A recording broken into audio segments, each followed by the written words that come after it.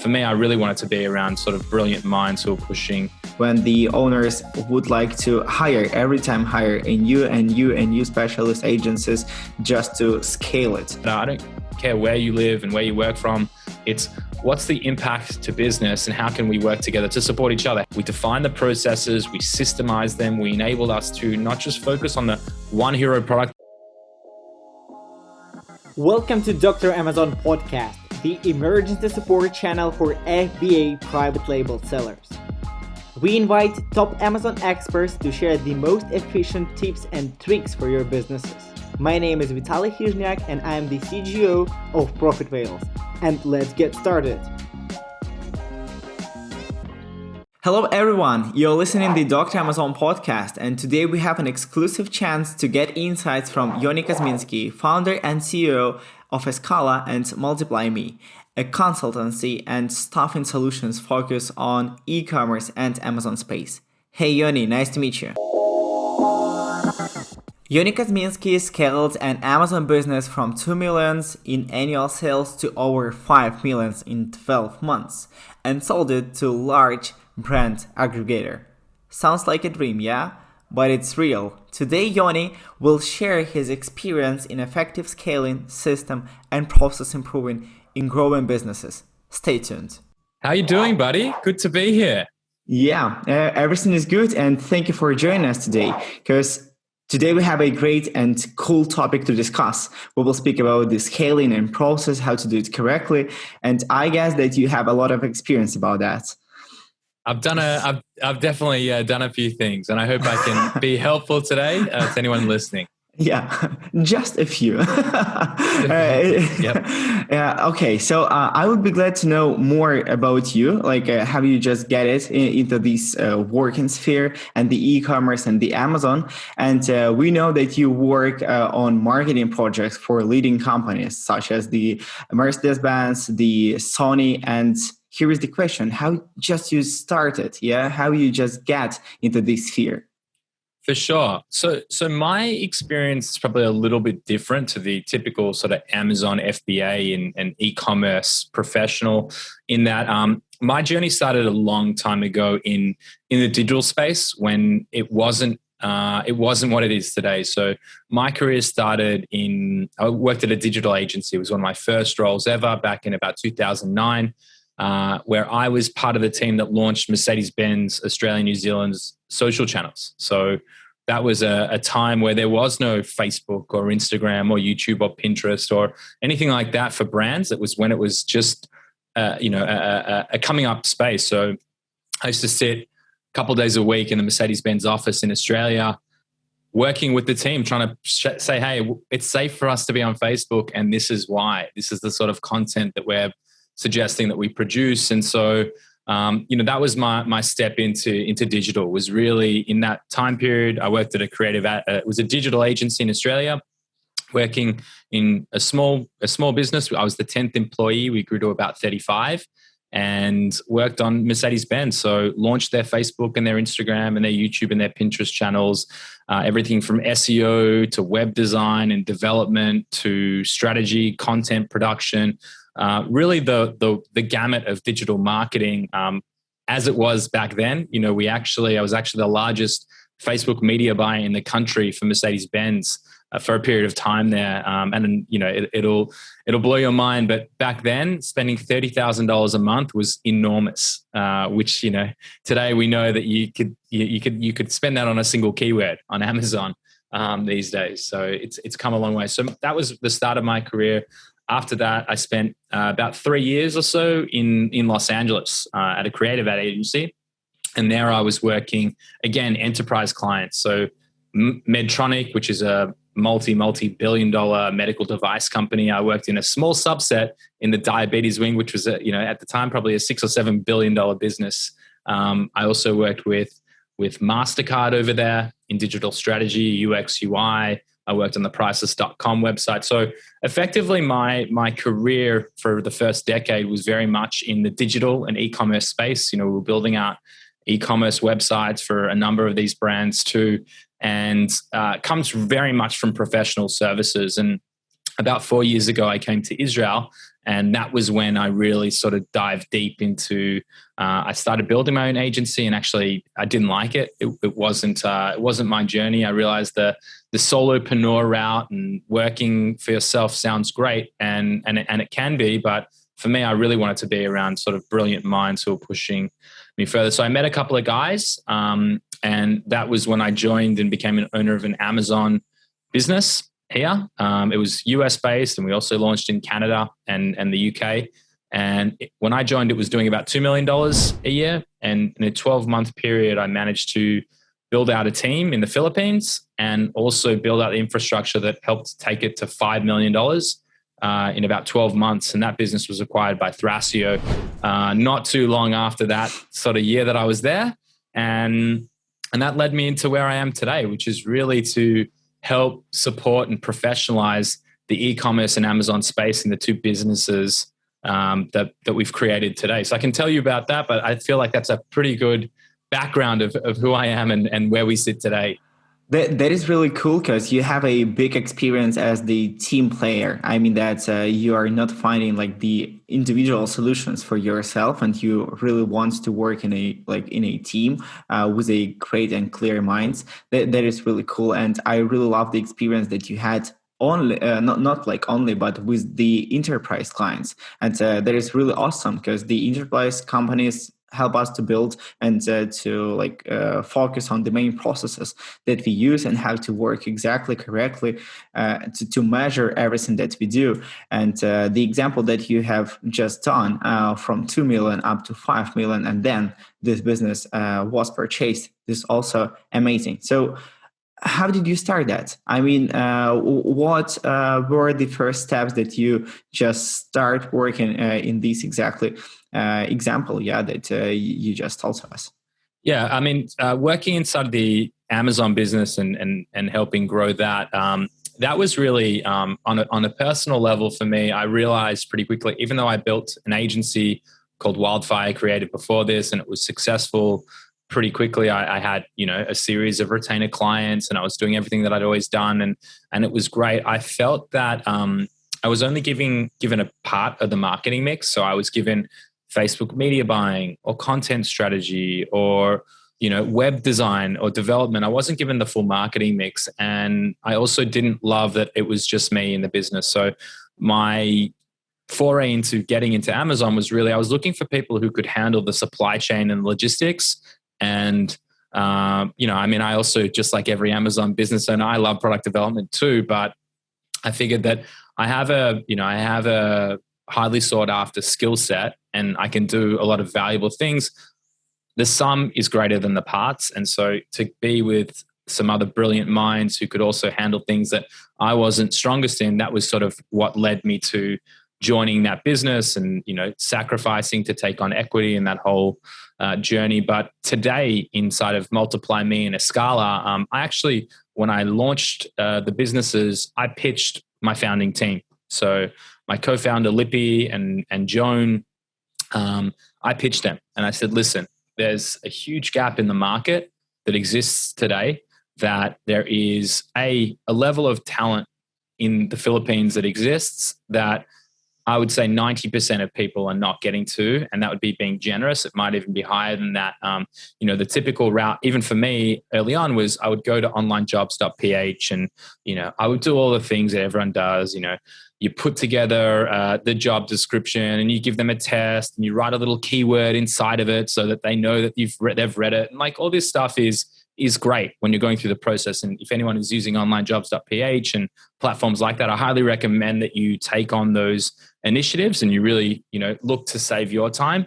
But there's a talent pool of, hardcore professionals who are all ex-corporate, have worked with corporate and are doing, big things that exist once you get past what I like to call sort of the gateway drug to the Philippines in onlinejobs.ph. And it was when I discovered that talent pool and, just the level of English and the comprehension and the understanding, the fact that most of these people were a lot smarter than I was. So that was sort of the aha moment. And so I pitched the team and I said, hey, we can help a lot of e-commerce sellers if we actually build a framework to emulate what we did inside of that Amazon business on two fronts. So one was, how do we help find better talent and not VAs? For us, that's like a banned word inside of our business. We, because essentially, virtual assistant is really just a team member that lives abroad, is how I look at it. So it doesn't really matter. I don't care where you live and where you work from. It's what's the impact to business and how can we work together to support each other? How can you make a great salary and live a healthy work-life balance? And, we pay healthcare and social security, HMO, PhilHealth, 13th month. Like, our objective is to create not the life. I want to create the lives for them that I want to live. And so it's my team members. It's not VAs. There's not like a Philippines team and an American team and an Israeli team and an Australian team. We're all one team. And that's my deep philosophy. So, to that point, when I pitched them, we worked on the business. We built out for months. We built out the processes and the systems and the technology that we needed to actually do it at scale. And that was the inception of MultiplyMii with Escala, our process improvement consulting practice that followed shortly after. So our whole position in market, like if I had to define what I hope that we look like as a brand externally, is we're here to help professionalize the e-commerce and Amazon space to compete with big business, but at a fraction of the price where it's affordable. So the stuff that we do inside of Escala, building up process maps and SOPs and training videos and documentation and leveraging talent that comes from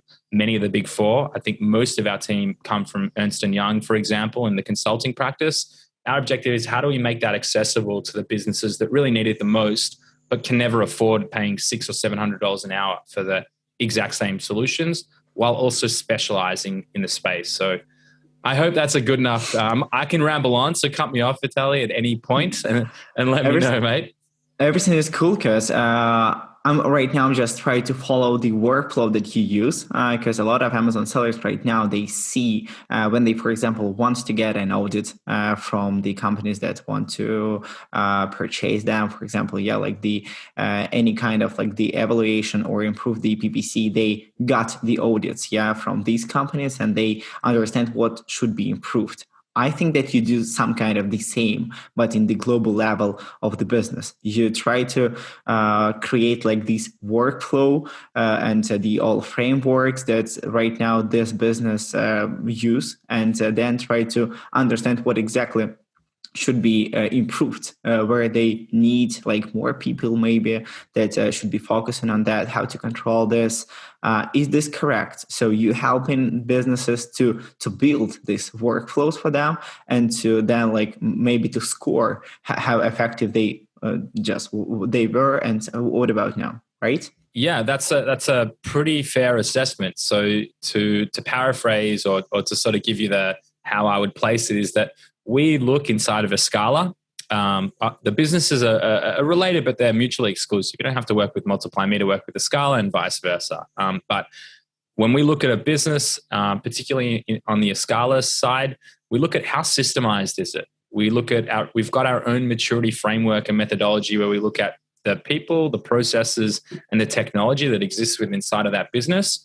And based on our assessment phase, which we deploy 2 consultants into the business, and we effectively, I don't like to use the word audit, but that's the word that a lot of these consulting businesses would use, but we assess. We look to see where the areas for improvement are. So according to that, how long it could take to, for example, to build this workflow, to make an audit and start implementing it? When we will see all these changes? Yeah, so depending on the size of the business and how many people we need to interview and shadow and the information, for the Escala side, it might take anywhere from 100-hour engagement would be sort of at the lower end. And in some of our larger clients that are doing, some are actually even close to 9 figures. It might even be 6 months worth of work, depending on, again, the size, because there's also the level of detail too. So we might just build out the operational workflow and the process for them and the way they should structure their teams and those recommendations, and not go into, immense detail in all the SOPs, for example. Or we might build out, usually when they're bigger companies and they also see our price points, that they obviously decide to take it to a professional team as opposed to trying to emulate internally. It doesn't make sense for them not to. But yeah, anywhere from about a month at the low end to 6 months. If it's businesses that are geared towards exit, for example, they're less concerned about getting all the process improved. If they're looking to exit quickly, let's say, then we'll just build information transfer. So we'll build out the SOPs and the training videos and the documentation. We're less concerned about like, where do you sit in the maturity framework and assessment? Like, where are all the key areas that you need to improve?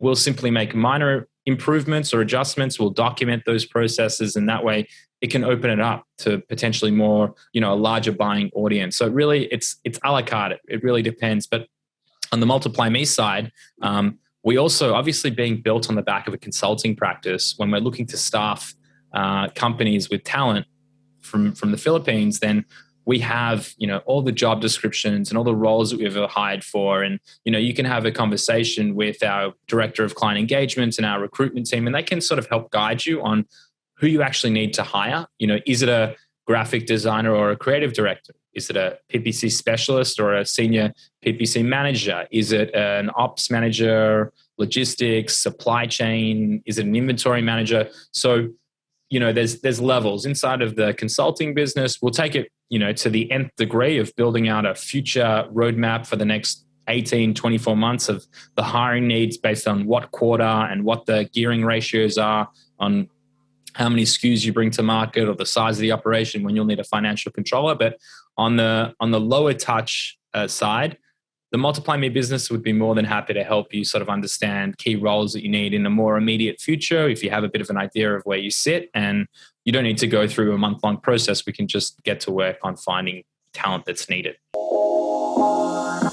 We do have two different business owners. Some of them, they really involved in all the processes and they really want to do some routine stuff, tasks. But we have another side when the owners would like to hire a new specialist agencies just to scale it.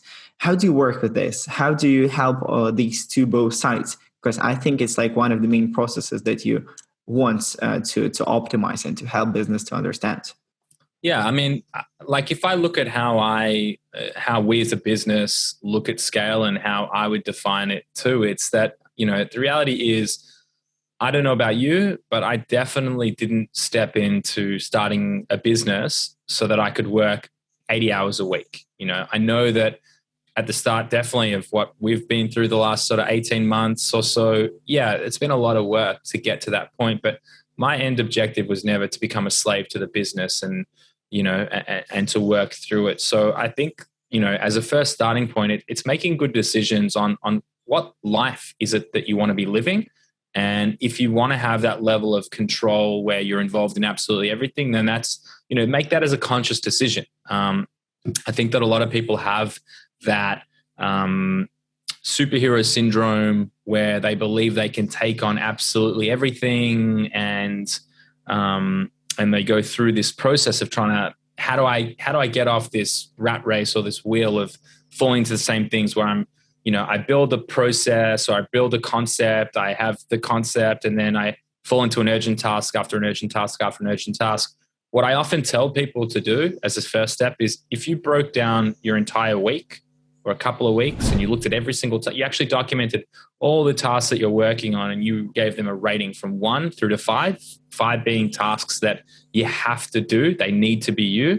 Let's say, I don't know, finance, you have access to your bank account, you don't trust everyone overseas. I mean, I'm not at that point. We've got a financial controller and we've got a team that we've built out, but I'm saying as a general rule of thumb, there's going to be things that you as the decision maker, maybe it's around strategy or branding or whatever it is, that's you. Usually for Amazon sellers, it's new product development is the number one thing that everyone loves to do. And it's the thing that they all typically are and believe to be their best skill set. So looking to see how to remove yourself from those less, key tasks, I think is a really good step. But if you want to get really sort of technical with it, and how we approach it is that before we enter absolutely anything that we do, we build out the framework of the workflow and the process, and we almost put it in a sandbox and we say, is this going to work? Isn't it going to work? And then we adjust by 20% plus minus. Maybe we needed to hire an additional person, or in a lot of cases we over-index and we think that we need more people than we do. The tasks don't seem as complicated as they look like. So I don't know if I've answered your question necessarily, absolutely. but that's definitely sort of the approach. I'll right now just start thinking about our processes inside the profit fields. And it's like, yeah, the good point. Some things should be optimized, because I absolutely agree. We often ask some consultancy just to check the process that we have, in the main beginning. How we do that? Is it correct or not?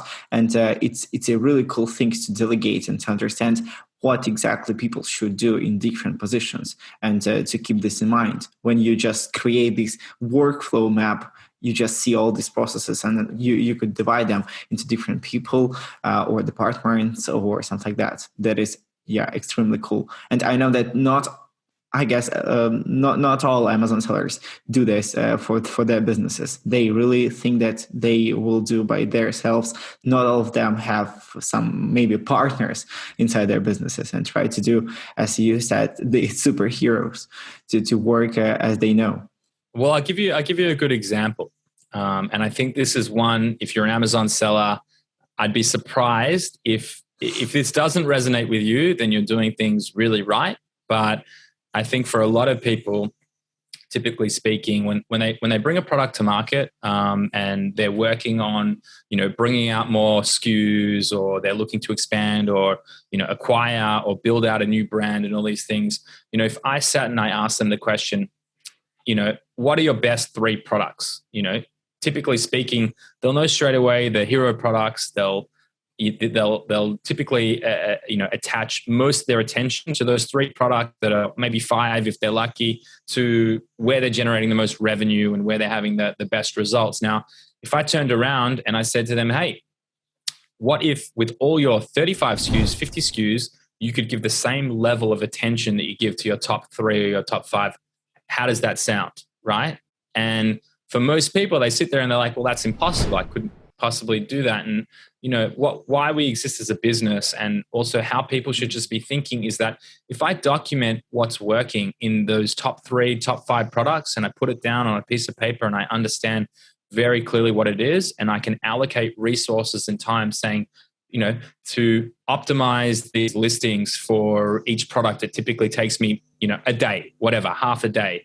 To go back and manage PPC for each campaign, it takes me 15 minutes for that campaign, or, a broad group, it might take another half a day. If I define that out, then I'd actually understand exactly how many hours and what resources I need to allocate for every single product. And that was a big reason for the success of the growth of that Amazon business that I was working in, is that we defined the processes, we systemized them, we enabled us to not just focus on the one hero product that was doing, $1.5 million a year. All of a sudden, the entire SKU set got the love and attention that it needed.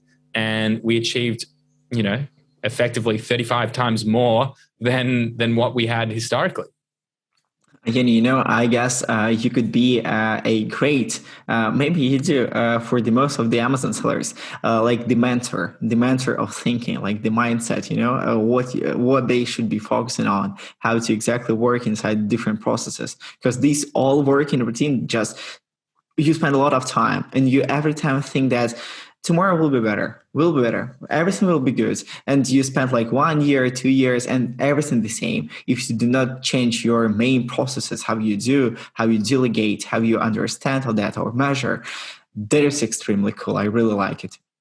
Well, I've got to say that it's because I have such an incredible team around me. The reason why I didn't go down the solopreneur route, and my firm belief is that, my team is what makes this special. We grew from a team of 4 to, I think we're at over 140 now on payroll full time. And it's because of how well-oiled the machine that we've created as a collective. Like I have my strengths and I've got a lot of weaknesses. I'm not this, I think it's foolish to think that any one person can handle absolutely everything. I'm probably more creative than I am numbers driven and finance. I look at analytics dashboards now to understand our financials, but I don't really care. I mean, the driving thing for me is how many jobs have we created? How many lives have we touched? How many people now can put food on the table because we exist? And how many businesses are we supporting in having that change? And if you can focus on both of those, I mean, I look at that as if I can focus on the people that we work with on both ends of the spectrum, then that is, that's the driving outcome and the best result. Absolutely. I really like it. Let's speak more about yourself. Thank you for all these insights and the info. I guess it's really helpful for the most of the Amazon sellers. And I absolutely sure that they will try to contact you through the different questions inside the descriptions and comments and all the things. So we will keep you in touch about that too. But you spend a lot of time. You have mentioned that you really don't want to choose this, to find this work-life balance. To do not be a slave when you do some work, something like that. So what about your hobby? What about your free time? How do you work with that? Yeah, I mean, I spend at least 2 hours a day with my dog, either at the beach or working out. I'm, big into my swimming and my fitness and my lifting, and I'm a super active guy when I'm not sitting in front of the computer. But I would say I'm very regimented. So, I wake up, I meditate, 10 minutes a day. I write in my gratitude journal, and I'm, I don't know if you're familiar with gratitude journaling, but in it, I could probably find it if I looked around here, but it's, I highly recommend it as a daily routine. You write, it takes 5 minutes a day. You wake up and you write 3 things that you're grateful for, 3 things that would make today great, and 1 daily affirmation, 1 thing that, you believe either currently to be true about yourself or something that you sort of want to manifest. And then later in the evening before you go to bed, you write 3 amazing things that happened that day and 1 thing that would have made the day better. Wow. And it's I mean, I didn't come up with the concept. It's actually called the 5-minute journal, and you can get it on Amazon. I would say those are the things: fitness, my dog, my fiance. It's actually, I'm sitting in Tel Aviv right now. So tonight is Independence Day. So we're actually coming out of lockdown fully. We're the first country in the world that's had a positive outcome from vaccinations. So from now on, no more masks. We're going back to normal life, and it's a big party tonight. So I love to go out as well. Yeah, finally. No, it's very exciting. That is really great, and regarding the meditation, I really like it because I have found on Netflix, maybe you heard about the Headspace. They do a great, project for all of the people. And I really involved in all the things, and it's so cool to do. Yeah, I really like it. And could you please recommend maybe a book or a podcast that you love and you follow? We would be glad to hear your recommendations about that. We might need to spend another 30 minutes on this one, my friend. I'll rattle off some books that have had, pretty significant impact in my life. I would say personally and professionally, but I would say that's my greatest source has definitely been reading books. So The 7 Habits of Highly Effective People. That for me was the book that opened my mind and really helped me understand, tangibly how to look at the world and be more effective in all that I do. But then it opened me up to books like Multipliers, how the best leaders make those around them smarter is the whole premise. And it's a study on how you could sort of approach getting the most out of your team and adding value. And I'd say the one that I just read recently, and I cannot believe it took me this long to read, and the one that, is probably top of my mind is Good to Great. Yeah, amazing book. Yeah. Amazing book, right? How good is that? I guess that is perfect if you would like to build a team or try to be focusing on exactly what you do. Because the main thing when you understand not what but who, you just blow your mind. It's so cool to understand, and I really like all these 2 books, and I guess it's my short list, for the books too. Well, there you go. There's a few to get people reading. Perfect. Yeah, absolutely like it. And if we will speak about the Amazon, I know that you spend a lot of time in this sphere. What trends are you looking to get, for example, in 2021? Yeah, so I would say, it's going to come as no surprise to anyone listening, but the amount of investment that's happened in the space from venture capital is enormous. Last year, there was about $1 billion. Just in February alone, I think there was a further 2 billion just in the month of February. So we're seeing more and more of the aggregators step into the space, and it has a huge impact across the entire position inside of e-commerce and Amazon FBA businesses specifically. One is that if you're looking for that big payday, it's a great time to look to sell. There's huge opportunities. There's companies that will also help you sell them and maximize your outcomes. So yeah, I could rattle off a ton of great businesses that help achieve that. But I would say in terms of the trends, we're moving into the age of professionalization inside of the e-commerce and Amazon space. And so things that worked yesterday won't work tomorrow. So I would just say that anyone who's a brand owner today, your best asset is the fact that you've built this from the ground up. You know your product intrinsically, you know it well, own it, but start to think about how you look at the future and what that desired outcome is. Is it, if you want to compete with a lot of these roll-ups and these aggregators, then you have to start to build in the systems to your business to make sure that you're really staying at the cutting edge. And I would say, if we look beyond 21 and we start looking at 22, 23, that's when private equity comes in. And once private equity comes in, which is above, venture capital, they have it's a finite game. They want to acquire something, roll it up, and then sell it usually to private equity or have, a liquidation event or something where there's a huge return. Or they list and they IPO and that's sort of how they sort of grow. We're going to see a lot of movement over the coming years. So I would just say, take note and either look to sell or professionalize your business. Great. Perfect. And the last question for today, who should be the next guest for the Dr. Amazon podcast? Great question.